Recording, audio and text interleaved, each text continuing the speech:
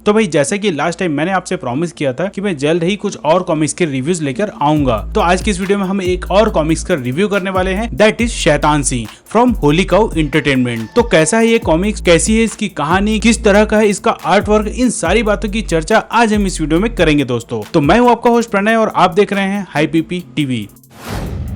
तो सबसे पहले अगर ओवरऑल कॉमिक्स की बात करें तो ये हार्ड बाउंड कवर वाला एक कलेक्टर एडिशन है। मींस एक ही कॉमिक्स में आपको अब तक के सारे शैतान सिंह के कॉमिक्स मिल जाएंगे। अब अगर टोटल पेजेस की बात करें तो इसके नंबर ऑफ पेजेस हैं 240, जो आपको ऑलमोस्ट पूरा दिन या अगर आप ब्रेक ले लेकर पढ़ते हैं तो ऑलमोस्ट 2 या 3 दिन तक तो बिजी रख ही सकता है। इनर पेजेस ग्लॉसी हैं और साइज इसका स्टैंडर्ड है, जो आजकल ऑलमोस्ट कॉमन है। अब अगर इसके साथ मिले फ्री बीज की बात करें तो मुझे इसके साथ ये स्टिकर और ये 3 आर्ट कार्ड मिला है। सिंस ऑफर्स चेंज होते रहते हैं सो आई कैन नॉट से कि ये सारे कॉपीज के साथ मिलेगा ही। ओवरव्यू के बाद अब अगर इसकी स्टोरी की बात करें तो इसकी कहानी शुरू होती है पाकिस्तान के अस्तोला नाम के एक द्वीप से, जहां द्वितीय विश्व युद्ध से ही एक खतरनाक राज छुपा हुआ है और वो राज ऐसा है जो पूरी दुनिया को नष्ट करने में सक्षम है। पर उस खतरे को कई सालों से एक शख्स ने रोक रखा है, जिसका नाम होता है शैतान सिंह। शैतान सिंह जो इंडिया के लिए तब से लड़ रहा है जब से इंडिया में ब्रिटिश राज चलता था। उसी गुफा में खतरे को रोके रखने के कारण उसका कई सालों से बाहरी दुनिया से कोई संपर्क नहीं था। उसे कभी पता ही नहीं चला कि बाहर की दुनिया कितनी बदल चुकी है। फिर कुछ टाइम के बाद उस गुफा से बाहर निकलने के बाद शैतान सिंह की एक नई जर्नी शुरू होती है, जिसमें एक के बाद एक कई रहस्य खुलते जाते हैं और इसी खुलते रहस्य से रीडर्स को समझ में आने लगेगा कि भाई ये नॉर्मल इंसान शैतान सिंह कैसे बनता है। इसकी स्टोरी लिखा है अनिरुद्ध सिंह और अश्विन कलमने ने मिलकर।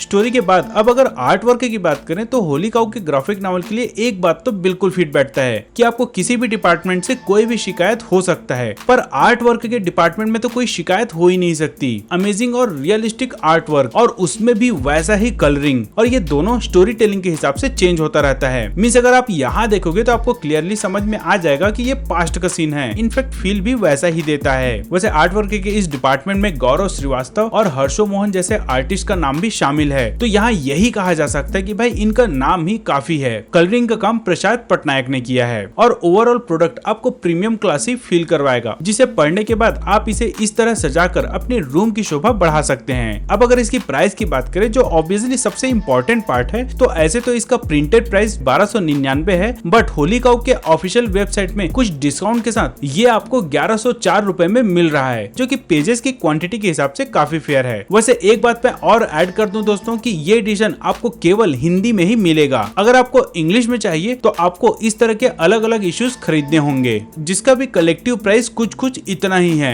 तो ये तो था दोस्तों मेरा रिव्यू। अगर आपने पहले से ये कॉमिक्स पढ़ रखा है तो आप भी अपने विचार हमारे कमेंट बॉक्स पर रख सकते हैं। तो इसके साथ ही आज का ये वीडियो मैं यहीं रोकना चाहूंगा दोस्तों। मिलते हैं अगले वीडियो में, तब तक के लिए tata bye bye, take care and stay safe.